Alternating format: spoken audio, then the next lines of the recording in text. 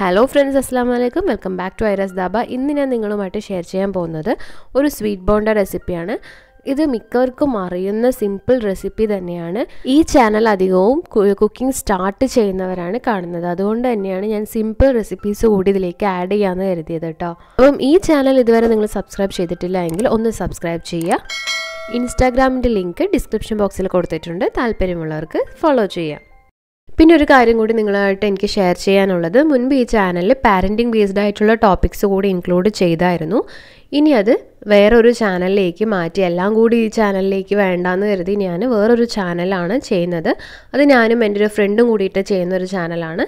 താല്പര്യമുള്ളവർക്ക് അതൊന്ന് വിസിറ്റ് ചെയ്യാം. ചാനലിൻ്റെ ലിങ്ക് ഡിസ്ക്രിപ്ഷൻ ബോക്സിലും മേലെ കാണുന്ന കാർഡ് ഐക്കണിലും അവൈലബിൾ ആണ്. കൂടെയുള്ള ഫ്രണ്ട്സിനും റിലേറ്റീവ്സിനും കൂടി ഷെയർ ചെയ്ത് കൊടുക്കുക.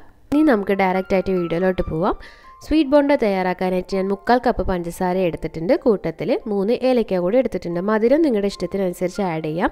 ഞാനിത് ഒരുപാട് മധുരം ഇടണില്ല. ചായക്ക് ആകുമ്പോൾ ഒരുപാട് മധുരം സെറ്റ് ആവില്ലല്ലോ.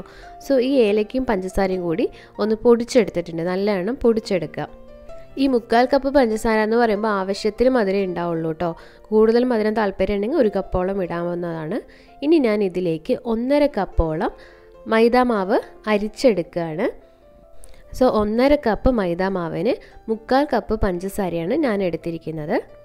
ഇനി ഇതിലേക്ക് ഒരു നുള്ള് ബേക്കിംഗ് സോഡ ആഡ് ചെയ്ത് കൊടുക്കുന്നുണ്ട്. ഒരു 1/4 ടീസ്പൂൺ അളവിനൊക്കെ ആഡ് ചെയ്ത് കൊടുത്താൽ മതിയാവും. അടുത്തതായിട്ട് ഇതിലേക്ക് ഞാൻ പഞ്ചസാര പൊടിച്ച് വെച്ചത്, പഞ്ചസാരയും 3 ഏലക്കയും കൂടി പൊടിച്ച് വെച്ചിരുന്നില്ലേ, അതുകൂടി ഇതിലേക്ക് ആഡ് ചെയ്ത് കൊടുക്കുക. എന്നിട്ട് എല്ലാം കൂടി നമ്മൾ അരിച്ചെടുക്കുക. ഒന്ന് അരിച്ചെടുത്തിട്ടാണ് നമ്മളിത് ഉണ്ടാക്കണമെങ്കിൽ നല്ലൊരു സോഫ്റ്റ് കിട്ടും. അതിനും വേണ്ടിയിട്ടാണ് ഈ അരിച്ചെടുക്കുന്നത്. നോർമലി നമ്മൾ കേക്കൊക്കെ ഉണ്ടാക്കാൻ അരിക്കില്ലേ, അതുപോലെ ഒന്ന് അരിച്ചെടുക്കാം. ഇത് ഇപ്പം നമ്മൾ നല്ലവണ്ണം അരിച്ചെടുത്തിട്ടുണ്ട്. ഇനി നമുക്കിതിലേക്ക് ആവശ്യം വെള്ളമാണ്. ഇപ്പം ഞാൻ 1 കപ്പോളം വെള്ളം എടുത്ത് വെച്ചിട്ടുണ്ട്. ഇനി ഇത് കംപ്ലീറ്റ് ആയിട്ട് ഒഴിച്ചു കൊടുക്കരുത്, കുറേശ്ശെ ഒഴിച്ചു കൊടുക്കുക. നമുക്കിതിൻ്റെ കട്ടി എങ്ങനെയാണ് വേണ്ടതെന്ന് വെച്ചാൽ, നമ്മുടെ ഈ ഉഴുന്നുവടയ്ക്ക് കൂട്ടൂലേ, അതുപോലത്തെ ഒരു കട്ടിയിൽ വേണം നമ്മൾ ഈ മാവ് നമ്മൾ കൂട്ടാൻ.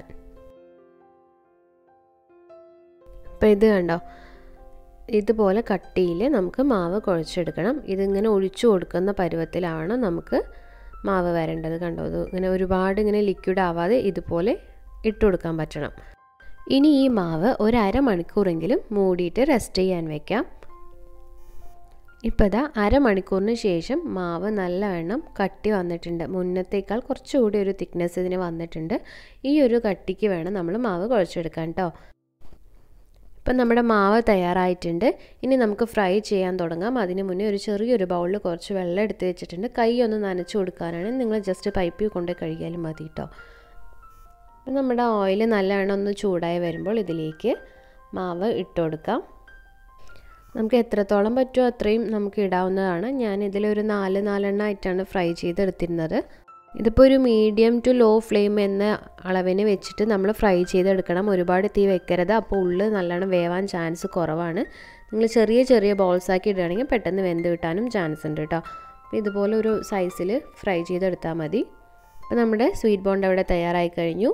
ഇങ്ങനെ ഒരു ഗോൾഡൻ ബ്രൗൺ കളറാകുമ്പോൾ നമുക്ക് കോരി മാറ്റാം. പുറമേ നല്ല ക്രിസ്പിയും ഉള്ളിൽ നല്ല സോഫ്റ്റുമായിട്ടുള്ള ഒരു ബോണ്ട റെസിപ്പിയാണിത്. തീർച്ചയായിട്ടും നിങ്ങളിതൊന്ന് ട്രൈ ചെയ്ത് നോക്കുക. കുഞ്ഞുങ്ങൾക്കൊക്കെ ഒരുപാട് ഇഷ്ടമാവും. ഇതുപോലെ തന്നെ മറ്റൊരു വെട്ടി കേക്കിൻ്റെ റെസിപ്പി ഷെയർ ചെയ്തായിരുന്നു. താല്പര്യമുള്ളവർക്ക് അതുകൂടി ഒന്ന് കണ്ടു നോക്കാം. അതും വളരെ സിമ്പിളാണ് തയ്യാറാക്കാൻ. വീഡിയോയുടെ ലിങ്ക് ഞാൻ ഡിസ്ക്രിപ്ഷൻ ബോക്സിൽ കൊടുക്കാം.